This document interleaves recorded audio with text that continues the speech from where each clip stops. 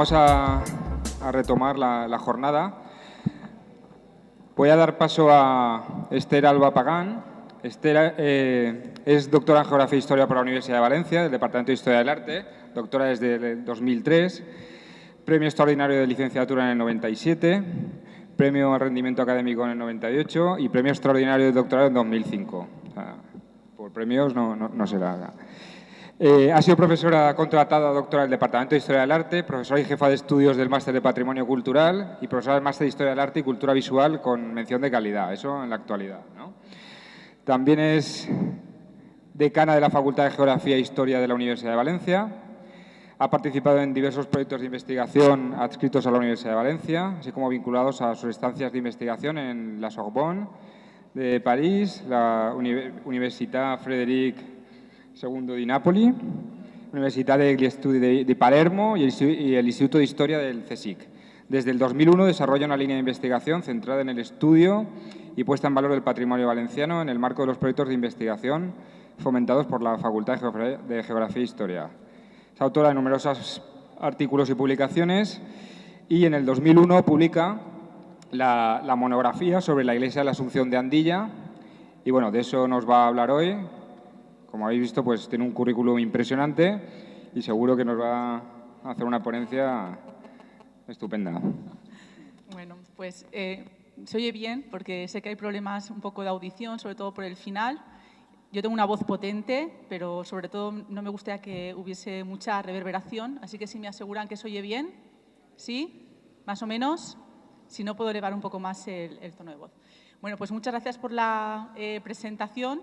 Evidentemente no merecida, tampoco es para tanto, pertenece a lo que hacemos día a día todos los profesores de universidad. Investigamos y trabajamos y sobre todo intentamos adentrarnos en los enigmas y los misterios de nuestra historia y de nuestro pasado.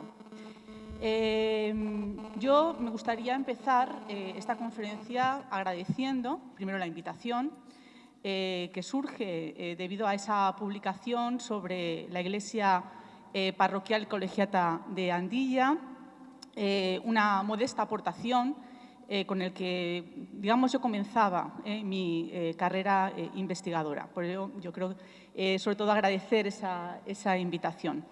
Y, en segundo lugar, por la idea, ¿no? Por la oportunidad y por la idea extraordinaria, que yo creo que es algo que hay que poner en valor, de organizar estas jornadas, jornadas sobre el patrimonio cultural, el patrimonio natural, el patrimonio arqueológico, el patrimonio artístico, arquitectónico, de una población como esta, Andilla, que reúne entre sus piezas más relevantes piedras angulares que nos sirven para identificar y que nos sirven sobre todo para desentrañar algunos de los grandes enigmas y misterios de la historia del arte del pasado valenciano.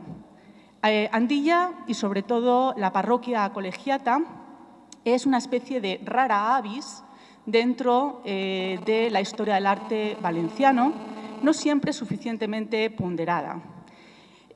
Durante muchísimo tiempo los historiadores del arte han venido asegurando que la naturaleza artística valenciana pasaba de, podríamos decir, la gloria, esa etapa dorada del gótico valenciano al esplendor del barroco y que apenas habían pocos elementos que nos hablasen de la introducción del Renacimiento en nuestras tierras, más allá de algunas intervenciones puntuales en la metrópolis, en la capital valenciana, concretamente en su catedral, producto de la intervención de un Renacimiento ya tardío, más perteneciente al Cinquecento que no a las formas cuatrochentistas. Sin embargo, habían algunas cuestiones que no casaban exactamente con estas aseveraciones que algunos eruditos valencianos decían y atestiguaban.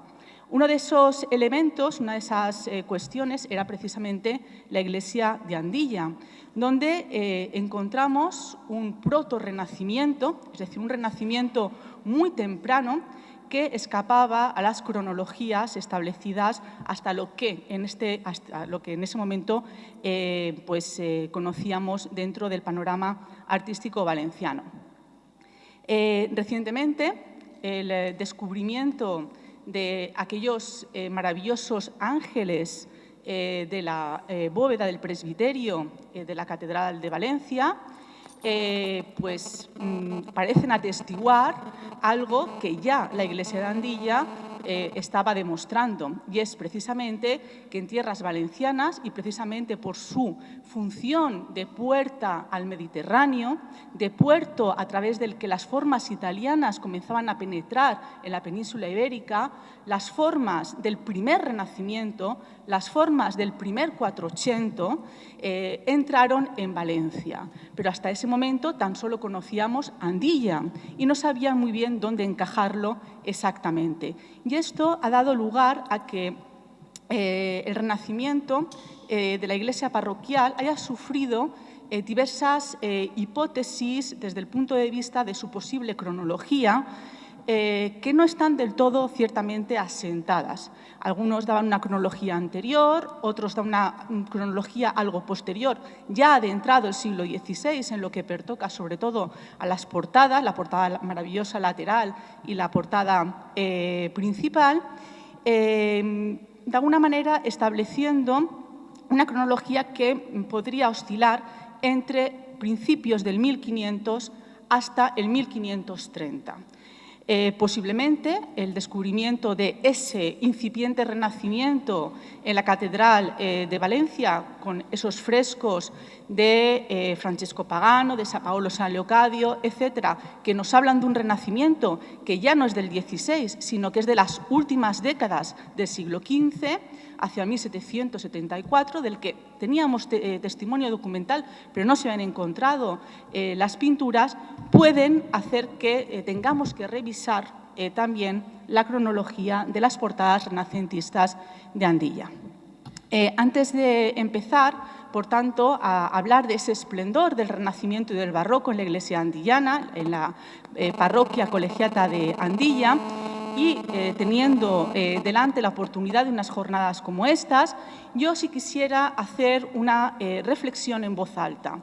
Una reflexión que viene sobre todo dada un poco en relación a la evolución que el concepto de patrimonio cultural ha sufrido pues desde que en el siglo XIX algunos eruditos comienzan a preocuparse por nuestro pasado, por nuestra historia, por los testimonios, los testigos, las huellas, ¿no?, que nuestros antepasados dejaron en nuestras ciudades, a la apreciación actual del patrimonio cultural. Os he puesto dos citas, una del siglo XIX, a la que tengo mucho aprecio, de John Ruskin, que es uno de los teóricos de la historia del arte más significativos de Inglaterra, de 1849, que en un maravilloso libro, donde habla sobre arquitectura, que se llama Las 7 lámparas, decía lo siguiente en relación al patrimonio, que en aquel momento cobijaba lo que entendíamos como monumento, ¿no? En el XIX el patrimonio era el monumento, hoy el patrimonio son muchas más cosas. El patrimonio cultural engloba arquitectura, engloba pintura, pero engloba también tradiciones, técnicas, costumbres populares, arquitectura, digamos, artística de primera línea, como puede ser una iglesia, pero también las casas populares. Y decía lo siguiente: tener en cuenta sus piedras, del mismo modo que haríais con las joyas de una corona.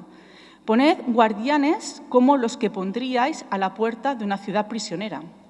Hacedlo con ternura y respeto, con vigilancia incesante, y más de una generación nacerá y desaparecerá a la sombra de sus muros. En cambio, ya en pleno siglo XX, y sobre todo muy asociado a la época del posmodernismo, Jean Baudrillard, el gran teórico francés, decía lo siguiente: la cultura, el patrimonio, son elementos, son fragmentos que nos quedan de nuestro pasado, que no explican la historia al completo, pero el papel del historiador, el papel del hombre cultural, en definitiva, es jugar con esos fragmentos para narrar historias. A pesar de esta evolución y a pesar de que cada vez más estamos concienciados respecto a la custodia, la protección, la preservación, la documentación, la investigación, el estudio de aquello que nos identifica como lo que somos, es decir, aquello que es rasgo de la evolución de nuestra historia, de nuestra cultura, del pasado al presente y del futuro, son muchos los retos que quedan por definir. En primer lugar, cuestión de conciencia. Es decir, si la población, si todos los que estáis aquí no comprendéis la importancia, el valor, aquello que realmente es significativo de lo que se conserva en vuestras localidades, si vosotros mismos no estáis preocupados por conservarlo, nadie más lo va a hacer, ¿no? Y sobre todo hemos de entender que el patrimonio no es esa cosa, ese edificio, ese cuadro que tenemos aquí al lado, que es como una especie de losa pesada, una roca que como Sísifo hemos de empujar continuamente para mantenerlo. No es un lastre, sino que es un valor, y un valor potencial que se puede convertir en un recurso económico, y eso es lo que hemos visto, ¿no?, también en el proyecto anterior, cómo la puesta en valor va desde la conciencia, desde la difusión del patrimonio, que es lo que estamos haciendo precisamente en estas jornadas, pero también cómo eso puede enriquecer también a la propia ciudadanía y revertir en el desarrollo local y sostenible de una localidad. Sin embargo, los retos de patrimonio son muchos. Cuestión de conciencia, para ello es necesario la educación, y empezando por los más pequeños, es decir, la educación desde la infancia, en las disciplinas de la historia, de las ciencias sociales. A veces existen problemas de titularidad respecto al patrimonio, de protección, entender el patrimonio únicamente como una rentabilidad a corto plazo, cuando realmente es una riqueza a largo plazo, o cuestiones también de moda que hemos tenido en alguna ocasión y son dificultades. Igualmente, también la cuestión de la jerarquía dentro del patrimonio. ¿Qué conservamos y qué no? ¿Qué tiene más valor y qué tiene menos valor? ¿Tiene más valor una iglesia que una casa de pueblo que es rasgo identificativo de una forma de vida ancestral? Yo creo que no, sinceramente. Forma todo parte de un conjunto, parte de un todo. De hecho, en la actualidad, la UNESCO, a través de su organismo que se encarga de la defensa del patrimonio, define un nuevo concepto para el patrimonio cultural, que es el Heritage Place. Lo podríamos traducir como algo así de lugar patrimonial, ¿de acuerdo? Hemos de actuar conjuntamente sobre un lugar, y Andilla lo es un lugar. Y todo lo que forma Andilla forma parte de su patrimonio, desde el patrimonio natural, su iglesia, su caserío, etc. Y nuestro deber, porque eso es lo que significa el patrimonio viene de pater, de la palabra pater, y es evidentemente lo que nosotros, desde el punto de vista patrimonial, es decir, paternal, hemos recibido de nuestros ancestros en el presente, y nuestra labor es conservarlo, protegerlo, para que pase a generaciones venideras. Ese es el significado real de la palabra patrimonio. De hecho, Andilla ha sido visitada en numerosas ocasiones por eruditos conocidos por todos. Uno de los más destacados será el botánico Cabanilles, que en el siglo XVIII visitó pues algunas de las poblaciones valencianas, y cuando se acercaba precisamente a la localidad de Andilla, se detuvo a hablar con el que en ese momento era el párroco, el rector de la iglesia, Tomás Pérez, que le enseñó la iglesia de la población y sus famosas pinturas, ¿no? Las pinturas de Ribalta, de la escuela de Ribalta, que todos podemos hoy en día contemplar ornando los muros de la iglesia.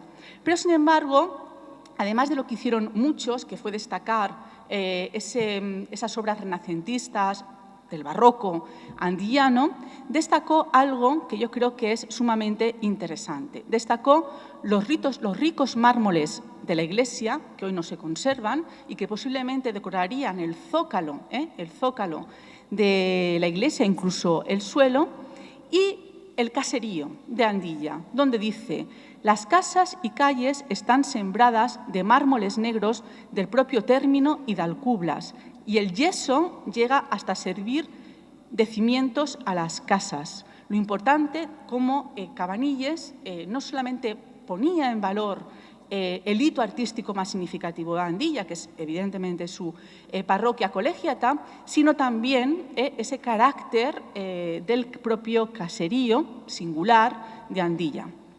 Algo que vemos en algunas de las fotos antiguas y que yo creo que es un paisaje urbano que es necesario conservar esa identidad que forma parte de lo que seguramente todos vosotros os sentís identificados y que pues merece la pena hacer el esfuerzo de conservarlo para las generaciones futuras.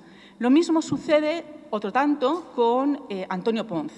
Antonio Ponz, en su viaje de España de 1788, también, bueno, esta es la edición del 88, la primera edición es de los años 70, también para en la población de Andilla y se queda absolutamente maravillado por las formas renacentistas conservadas en Andilla. Bueno, hemos de pensar también que Antonio Ponz es un ilustrado del siglo XVIII, un amante de las formas clásicas, un gran denostador de las formas barrocas, especialmente aquello que él llamaba lo churrigueresco, ¿no? La exuberancia, la exageración, la ornamentación desaforada del barroco le molestaba muy seriamente. Eso no significa que el Renacimiento y el barroco tengan que entrar para nosotros en colisión, pero la mirada de un ilustrado del XVIII y de su pensamiento, ¿no? Que era ese pensamiento humanista de recuperar la tradición clásica de Grecia y de Roma. Y esa Grecia y Roma él la veía a través del Renacimiento y de las formas del clásico barroco de la parroquia de Andilla, que llega a comparar como una de las mejores obras del arte español, exceptuando la obra del Escorial. Quiero decir, ahí es nada. Es decir, primero el Escorial y después la parroquia de Andilla. Fijaros la importancia que en estos momentos se le concedía a una parroquia como esta. Sin embargo, la parroquia de Andilla es más que Renacimiento y, por supuesto, es más que barroco y es mucho más que las portadas, los cuadros de Ribalta, los restos del retablo de Josep González y Francisco de Ayala. Es mucho más.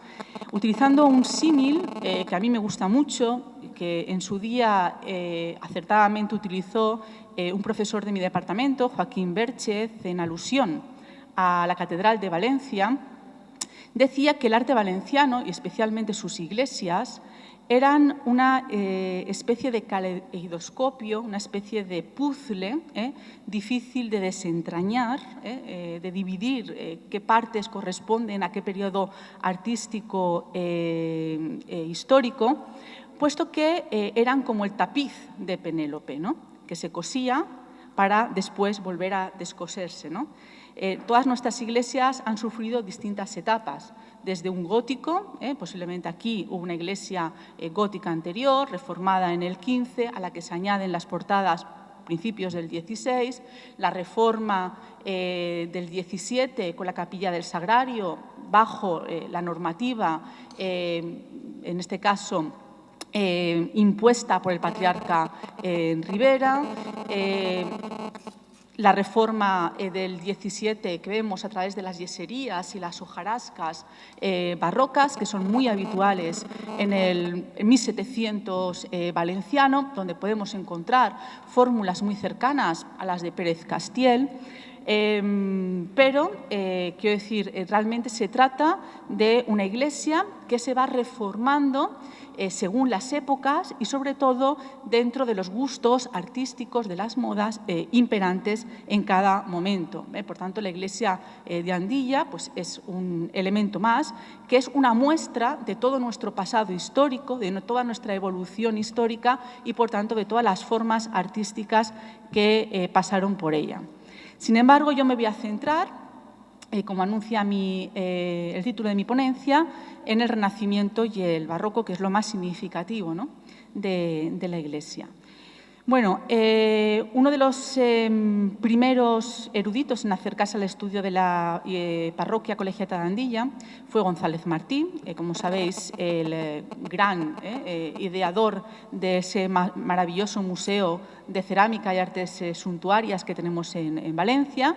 Este erudito decía que posiblemente en Andilla, ya en el siglo XIII o principios del XIV, pudiese existir una iglesia gótica de las llamadas de Reconquista, iglesias muy sencillas, de arco diafragma, posiblemente con, digamos, techo, ¿no?, envigado, polícromo, muy similar a las que se conservan en otros lugares como Morella, San Mateo, Xàtiva o incluso Llíria, ¿no?, la iglesia de la Sangre. Posiblemente esta iglesia fuese mejorada, ¿no?, dentro del gótico parroquial, no lo sabemos exactamente. Lo que sorprende es que en ese momento se construye una iglesia uninave con capillas laterales entre contrafuertes de 5 tramos, pero los arcos torales no tienen la forma ojival, es decir, la forma apuntada típica del gótico, sino que sus formas son redondeadas, ¿no? Y esto parece anunciar pues, una incipiente inserción de formas renacentistas en un momento en que cohabitan ambas tendencias, ¿no?, el final del barroco y el principio del Renacimiento, puesto que los tramos que se conservan de bóveda de crucería son formas propias del gótico, pero sin embargo no están apuntadas, ¿no?, se han redondeado. Y esto pues, parece anunciar esa especie de ambivalencia que se mantenía a finales del XV en el territorio valenciano. Más sorprendentes son las portadas, especialmente la lateral, que se considera la más antigua, y la principal. Respecto a estas portadas, hay distintas hipótesis cronológicas, como yo anunciaba al principio. En una de ellas, Asunción Alejos, profesora también del Departamento de Historia del Arte, creía ver formas muy similares a las mantenidas en el castillo de Calahorra, cuyo patio interior tenemos en la imagen. Formas renacentistas, proto-renacentistas, de un renacimiento muy incipiente, que mantiene formas ligadas a elementos de carácter toscano, de la Liguria, de Lombardía, etcétera, pero sobre todo elementos que nos hablan pues, de un incipiente renacimiento. La cuestión era, ¿no?, cómo llega este renacimiento tan temprano, tan incipiente, a una región, ¿no?, tan lejana de la metrópolis como es Andilla. Parece ser que es Rodrigo Rebolledo, caballero, barón de Andilla, de Alfonso V el Magnánimo, quien acompaña al rey en Italia y está o forma parte de su corte en Nápoles hasta la muerte de este en 1458. Posiblemente conocedor de las formas incipientes del Renacimiento que ya se estaban comenzando a ver y a vislumbrar, sobre todo en la región del sur de Italia, en Nápoles, trae consigo, piensa Asunción Alejos, artistas italianos que fabricarían esta portada. Sin embargo, para Joaquín Bérchez y Fernando Benito, quien fuera director del Museo de Bellas Artes de Valencia y uno de los grandes estudiosos del Renacimiento y del Barroco en Valencia, la portada presenta formas muy similares a las que aparecen recogidas en un tratado que se llama Medidas del Romano, publicado por Diego de Sagredo en Toledo en 1526. Por tanto, estas formas de las medidas al romano que vemos, y ahora las analizaremos de una manera más pormenorizada en la portada, hacen retrasar la cronología de la portada, al menos con posterioridad a la publicación de dicho tratado. La dependencia de las formas de las portadas respecto al tratado de Sagredo son bastante evidentes. En primer lugar, nosotros lo que observamos es una portada con un amplio dintel sustentada por pilares fuertemente cajeados en su fuste, en el neto del fuste del pilar, con unas rosetas al estilo, a la antigua, como se llamaba en aquel momento, a la antica, pero sobre todo con unos interesantes capiteles, ¿no? Capiteles que no son exactamente compuestos, ni corintios, ni exactamente jónicos. Es lo que Diego Sagredo llamaba capiteles itálicos. Capiteles que no siguen unas formas ortodoxas respecto a los órdenes clásicos, sino que presenta determinadas invenciones patentadas por el propio Sagredo, buscando fórmulas mixtas entre roleos y hojas de acanto, ¿no? De hecho, vemos cómo algunos de los capiteles se ajustan verdaderamente y de una manera bastante fiel a los elementos mostrados en la portada de Andilla, ¿no? Sobre todo, fijaros, por ejemplo, en la manera de establecer, ¿no?, lo que es la cornisa y el entablamento, con formas muy fantásticas, como el mascarón, etcétera, pero en lo que es la corona, fijaros esas formas de filacterias o de pergaminos enrollados, muy similares a los lazos que encontramos en también el friso de la portada de Andilla, que terminan en una gran cartela, también enroscada, que imita el propio pergamino. Lo mismo en las formas decorativas que se acogen, ¿no?, en algunas partes del tratado, como puede ser esta especie de querubines, de estos ángeles alados, de cabezas, ¿no?, con alas que recorren en el tratado de Sagredo también todo lo que es el friso, y que en el caso de Andilla aparecen con fórmulas muy similares, cobijados sobre ese retranqueo que hace el entablamento sobre los capiteles que muestran un cierto carácter oblicuo en la portada andillana. Aquí tenemos otros ejemplos muy similares de capiteles en el tratado de Sagredo, o incluso algunas fórmulas de portadas que muestran ese carácter de portada adintelada y sobre el dintel establecer lo que sería el tímpano. Un tímpano muy extraño en el caso de la portada lateral, puesto que tiene la forma de un tímpano triangular, pero el ángulo, el vértice superior, se ha roto para cobijar un gran ojal en forma de óculo roto roto, y en ese óculo se cobija una imagen, que es la imagen de la Anunciación, con la Virgen, el arcángel San Gabriel, y un jarrón con azucenas en el centro, dentro de una iconografía que era muy popular en la retablística gótica valenciana y que sobre todo encontramos muy frecuentemente pues, en obras pues, de Gonzalo Peris, etc.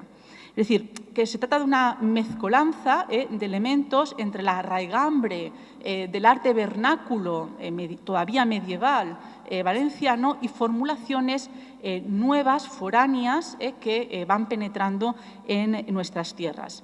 Algunos han querido ver también dentro de ese tímpano, sobre todo en la forma de realizar los relieves respecto a los pliegues de las túnicas, de los drapeados, etcétera, fórmulas también muy italianizantes y que rompen de alguna manera con el hieratismo del gótico final. Joaquín Bérchez y Fernando Benito comparan la obra de Andilla a esta portada, que es una de las primeras portadas del Renacimiento español, hispánico, que es la temprana portada renacentista de Alonso Covarrubias en el Hospital de Santa Cruz de Toledo, donde encontramos también fórmulas renacentistas que no se relacionan con ningún orden canónico dentro del clasicismo, sino que son formas renacentistas, podríamos decir, utilizadas muy libremente, que adjetivan la arquitectura, pero que no corresponden a un renacimiento pleno. De hecho, vemos también una puerta dintelada, vemos también, en este caso, un tímpano en forma de arco de medio punto, pero roto en la parte superior, también, en este caso, por una figura, ¿no? Es un elemento muy propio de Diego de Sagredo. Lo mismo que esta especie de órdenes extraños que aparecen en los laterales, que no son exactamente columnas, sino que son balaustres. Balaustres que también recoge Sagredo dentro de su libro, dentro de su tratado, y que utilizaron los artífices como Covarrubias en ese momento, en el pleno esplendor de este protorrenacimiento castellano, al que en algún momento se le ha querido llamar isabelino, plateresco, etcétera, etcétera. Bien, ¿qué es Diego de Sagredo? El Tratado de Diego de Sagredo es una especie de explicación, de reedición, de interpretación del famoso Tratado de Arquitectura de Vitruvio. Vitruvio fue un arquitecto del siglo I después de Cristo, en época del Imperio Romano, que se dedicó a establecer pues, aquello que conocemos todos de los órdenes clásicos, el dórico, el jónico, el corintio, el compuesto, llegaba hasta el toscano en ese caso, ¿no? Que superaban mucho los órdenes griegos. Diego de Sagredo es, por tanto, uno de los primeros tratadistas arquitectos que reinterpreta el Tratado de Vitruvio, devolviendo a la arquitectura sus medidas humanas, antropomórficas. De hecho, en su tratado se incluye un hombre vitruviano, adelantándose en mucho al famoso hombre vitruviano de Leonardo da Vinci, que todos conocéis, que es la escala del mundo, ¿no? Diego de Sagredo tenía su propio hombre vitruviano, en este caso con un compás. Y curiosamente, ese hombre vitruviano con compás no era más que un arquitecto, ¿no? Y además también incluía una serie de correcciones ópticas en el tratado que en un estudio que espero que realicemos veremos y comprobaremos si esas correcciones ópticas incluidas por Sagredo en su tratado también están en la portada de Andilla. Por tanto, la portada de Andilla nos habla de un renacimiento mucho más temprano a este renacimiento que estamos viendo en imágenes. Mucho más temprano que la obra nova de la Catedral de Valencia, lo que se llama la lonja de los canónigos, una especie de semicírculo cabecera que disfrazaba la cabecera poligonal gótica, con una serie de arcos que se llaman serlianas. Se llaman serlianas porque son arcos de medio punto, después va un dintel formando un ritmo, ¿no? ¿Lo veis? Arco medio punto, dintel, arco medio punto, dintel. Y se llama serliana porque este recurso arquitectónico aparece en el tratado de otro arquitecto llamado Serlio, mucho posterior, en este caso, a Diego de Sagredo. Esas serlianas las volvemos a encontrar en el famoso patio del embajador Vic, que se conserva hoy en día en el Museo de Bellas Artes de Valencia. Fórmulas renacentistas ya muy maduras, ya más del 500 que del 400, a las que deberíamos incluir las puertas del retablo de la Catedral de Valencia, de esos famosos pintores discípulos de Leonardo da Vinci, llamados los Hernandos, ¿no? Esto es lo que conocíamos del Renacimiento valenciano y, como decía, evidentemente, Andilla era una especie de rara avis de reformas renacentistas mucho anteriores, pero nadie sabía cómo había llegado esto hasta aquí. Sin embargo, el desmontaje de la bóveda de Pérez Castiel barroca y en el momento en el que fueron sacados a la luz esos ángeles músicos en la Catedral de Valencia, nos habla de formulaciones renacentistas del 480 en Valencia mucho anteriores y que ya entran en unas cronologías mucho más similares a las del templo andillano, ¿no? Y, por tanto, quizás esto nos haría plantearnos algunas nuevas hipótesis al respecto. Otra portada, quizás de mayor empaque clásico, un poco posterior, pero también de más o menos de la misma época, es la portada principal. Una portada principal muy interesante, donde se conservan, todos lo sabéis, los famosos escudos, ¿no?, de los señores de la baronía de Andilla, los Ladrón de Vilanova y los Calatayud. Una portada ligeramente abocinada, con formulaciones un poco todavía goticistas, con molduras muy pronunciadas, con, en este caso también, unas pilastras cajeadas sobre altos pedestales y estos capiteles corintios que se asemejan también a los de Sagredo, pero lo más interesante es el cuerpo superior, ¿no? Un cuerpo superior, una especie de edículo construido en alabastro, es un material noble que comienza a utilizarse en las formas renacentistas, mucho más dúctil, mucho más traslúcido, para realizar esta especie de edículo con bóveda de cañón, con casetones a la romana, que además insertan, como podéis ver, medallones de un emperador, de una emperatriz de época romana o una matrona romana, y en medio aparece la imagen de la Virgen, ¿no?, con el niño. Esta imagen apea sobre unas amplísimas ménsulas que están tal cual copiadas nuevamente del Tratado de Diego de Sagredo.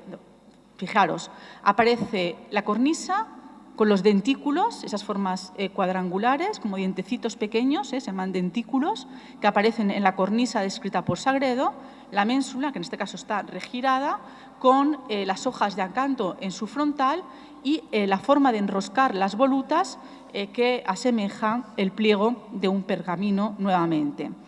Las formas de los capiteles mantienen las fórmulas de Sagredo, sin más. Un elemento muy curioso y que a mí siempre me ha llamado mucho la atención del templo de Andilla es esa forma cuatrocentista tan espectacular de esa hornacina con casetones, con esa bóveda de cañón, con rosetas incluidas dentro de esos marcos moldurados en forma de pequeños cuadrados que acogen una venera y inserta en la venera aparece la imagen de la Madre de Dios. Una imagen que pertenece a las formulaciones de la Florencia cuatrocentista más humanista. Son lecturas muy eruditas que están muy presentes en el humanismo religioso de un Piero della Francesca, como en esta pala de Brera, ¿no?, donde la venera se asemeja al útero femenino que cobija, evidentemente, esa especie de huevo que es el mundo y bajo él pende ese útero que es la Virgen María, de donde surge el niño Jesús, ¿no? Pero fijaros, es que el paralelismo es más que evidente, ¿no? Y a mí siempre me ha sorprendido este carácter tan erudito, tan humanista, que nos habla evidentemente de no solamente artífices de primera línea presentes en la construcción de las portadas renacentistas de Andilla, sino también de un ideador, de un ideólogo. Normalmente eran los párrocos, además, de las iglesias los que realizaban toda la programación de carácter iconográfico, conocedor de este tipo de formulaciones propias del humanismo italiano. En el caso del alabastro tenemos ejemplos, de nuevo en la Catedral de Valencia. Fijaos la importancia de Andilla. Muy tempranamente, en lo que es hoy la Capilla del Santo Cáliz, donde aparecen esos maravillosos cuadrados, ¿no?, en relieves de Poggibonsi, que fue ni más ni menos que discípulo de Ghiberti, ¿no?, el gran constructor de las puertas del baptisterio de Florencia, o la Capilla de la Resurrección, con este también maravilloso relieve en alabastro que muestra la resurrección de Cristo, que hoy en día está atribuido a Bigerny.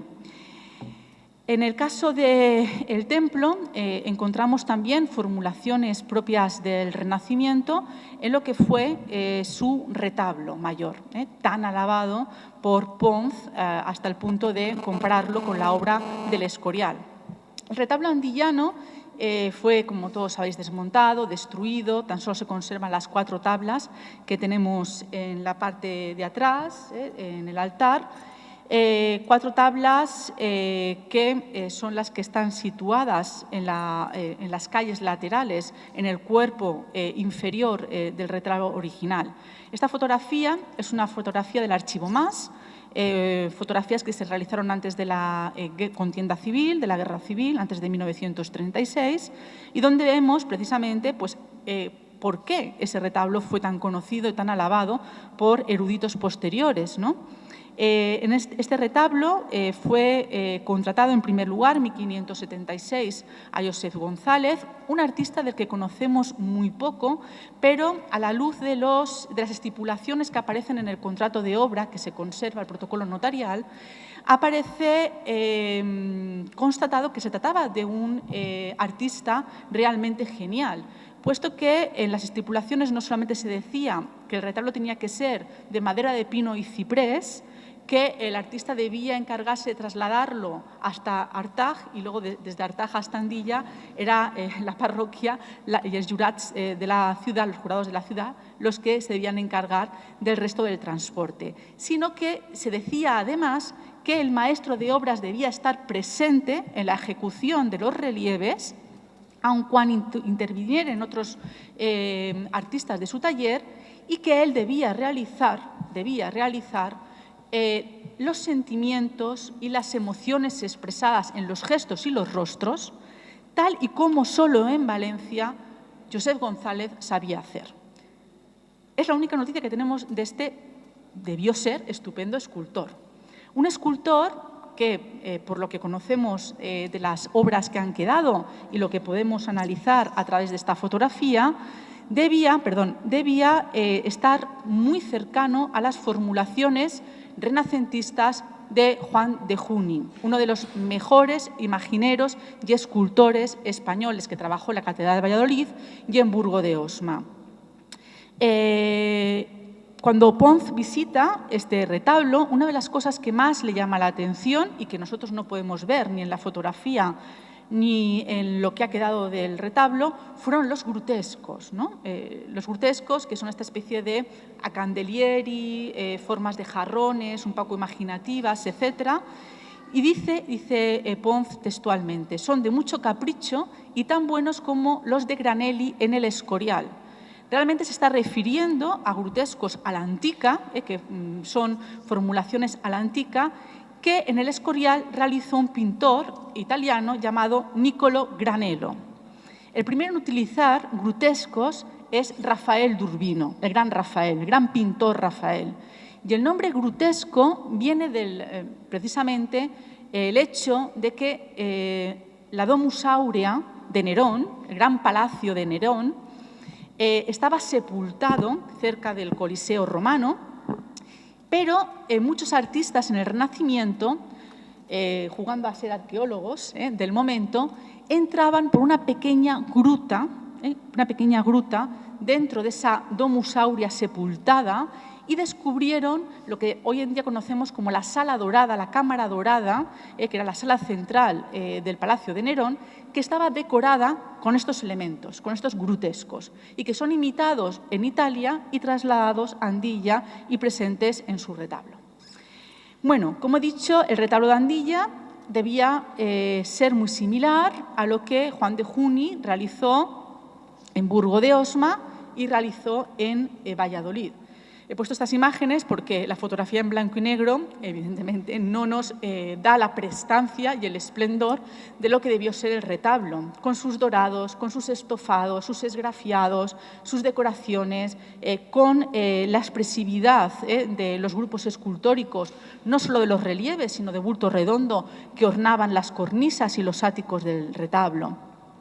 Sabemos, además, que que Joseph González debía trabajar sentimientos y rostros muy similar a como lo hacía Juan de Juni, ¿no? Esto es el Museo Diocesano de Valladolid, este es el grupo de la muerte, ¿no?, de Cristo, y precisamente este tipo de escultura era la que debía estar presente en el retablo de Andilla. El otro gran artífice que trabaja en el retablo andillano, muerto Joseph González en 1584, es Joseph de Ayala. De este sabemos un poquito más. Joseph de Ayala parece que nace por el norte de España, posiblemente en Vizcaya. Francisco de Ayala. Francisco de Ayala trabaja por la región de Murcia, realiza alguna escultura para las portadas en alguna iglesia, ¿no?, de Santa Justa y Rufina en Murcia. En Elche también trabaja, pero su mayor obra conservada junto con su hermano Diego de Ayala es el retablo que tenemos aquí presente de la iglesia parroquial de Jumilla, donde pues, os he puesto algún detalle, ¿no? Como podéis comprobar, la obra del retablo era muy similar a algunas expresiones de Juni.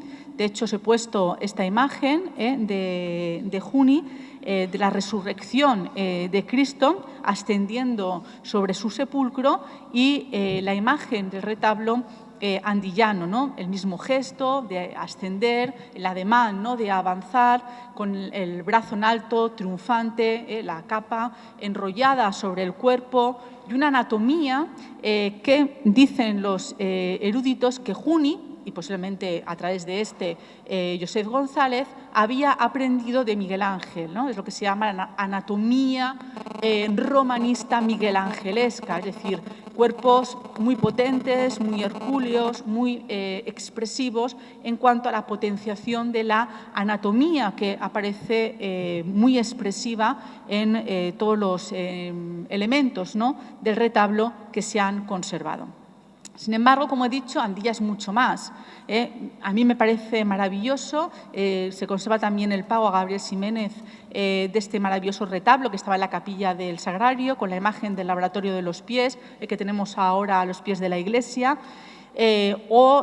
Pues, los maravillosos tejidos, ¿no?, ternos, capas fluviales, etcétera, también con formulaciones del Renacimiento. Son tejidos con bordados del 15, del 16, con formas que nos recuerdan por ejemplo, San Cristóbal, San Cristóbal o esta Santa Inés, nos recuerdan formulaciones propias a Vicente Masip o a Joan de Joanes, es decir, del pleno renacimiento ya valenciano, o las propias yeserías, ¿no?, ya del esplendor del barroco.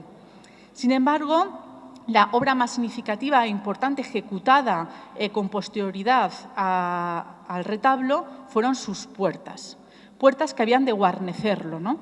Tenemos estipulaciones ya muy tempranas, de los 1620 aproximadamente, en los que en las visitas pastorales ejecutadas desde el obispado de Segorbe en ese momento, se decía que era una pena que el retablo de Andilla, esta joya artística, no estuviese suficientemente protegida y guarnecida con unas puertas similares a las que protegían el altar de plata, que en esos momentos se conservaba en la Catedral Valenciana, fundido muy posteriormente, y que conservaban sus propias puertas construidas por los Hernándoz, que tenemos en la imagen. Estas puertas guarnecen el retablo, están cerradas y solo en momentos puntuales, muy especiales dentro del misterio, se abrían. Sabemos que la intención de realizar unas puertas aparecen ya hacia 1609. Posiblemente el primer encargo se realiza a Sebastián Zaidía, que es uno de los artistas más importantes valencianos de esos primeros años del siglo XVII. Él ejecuta parte del dorado y del estofado del retablo y parece ser que realiza parte de las primeras puertas, que son las tablas que tenemos de San Pedro y San Pablo, que darían paso al trasagrario. Las tenemos en ese lugar. Sin embargo, muerto el obispo Figuerola, parece que el encargo queda sin concluir. no se ejecutan las puertas, no sabemos qué pasa con Zaidía, y no es hasta 1621 cuando el nuevo obispo de Segorbe se hace cargo de contratar unas nuevas puertas para el retablo, en este caso contratados por el taller de los Ribalta, concretamente Juan Ribalta, que es hijo de Francisco Ribalta. Francisco Ribalta es el artista más importante de Valencia en esos momentos. Viene de haber trabajado en el Escorial, conocedor de Tiziano, del Zúcaro, de Tibaldi. Aquí entra en contacto con Juan Sariñena, con Pedro Rente. Trabaja para el patriarca en su famoso colegio del Corpus Christi, en su maravillosa iglesia.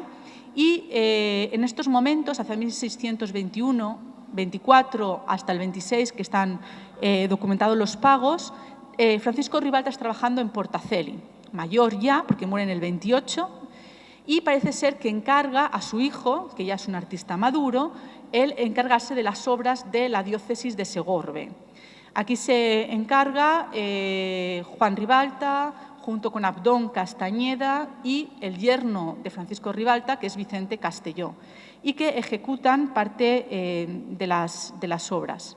Bueno, yo no me quiero extender mucho, pero simplemente no voy a analizar las pinturas, pero para que vean la importancia, el carácter erudito de las obras ribaltescas de Andilla, que son de las mejores obras de la escuela de Ribalta.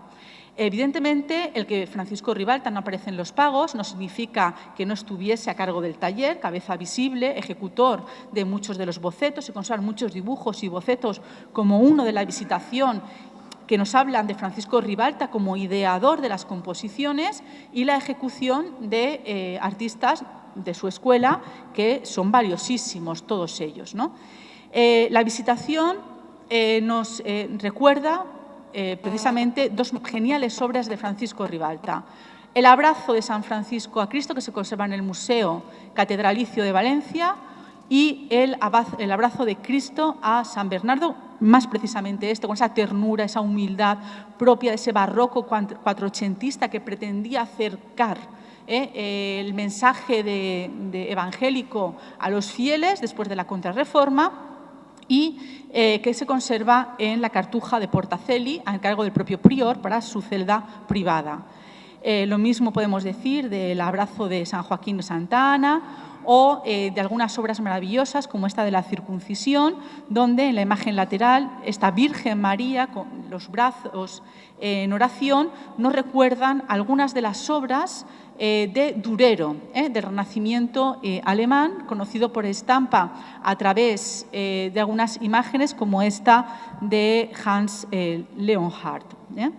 Fijaros el paralelismo, ¿no?, de la Virgen con el mismo tocado, el mismo tono siena del velo, la misma actitud, y nos habla precisamente de estos elementos. La presentación de la Virgen en el templo está extraída su composición precisamente también de un grabado, en este caso siguiendo al Zúcaro, que es un grabado de Cornelius Cort. También algunas obras de la ilustración de la vida de Cristo del padre Nadal, de Jerónimo Nadal, parece que influyeron también en la realización de la composición de estas obras y que nos hablan del carácter erudito de las pinturas. Lo mismo sucede en esta nacimiento, esta natividad de la Virgen, donde también sigue, en este caso, la composición de Zúcaro a través de un grabado de Cornelius Cort. Esta es una composición anónima sevillana que sigue el mismo modelo, pero mucho más fiel al modelo del grabado, y vemos cómo lo que hacían los artistas ribaltescos era adaptar, ¿no?, las formas y darles su seña de identidad propia. En el caso de la disputa en el templo es el veronese, el que parece que sirve en este caso de influencia. A Don Castañeda lo encontramos en los dos cuadros que son quizás no los de menos calidad, nos lo parece, porque están muy mal restaurados, fueron muy repintados en el siglo XIX, prácticamente no vemos nada. Antes estábamos comentando, ¿no?, con una compañera precisamente que en el cuadro que tenemos En el margen inferior algo falta, ¿no? En el fondo, seguramente hay formas arquitectónicas que no vemos bajo el repinte negro que vemos en la actualidad.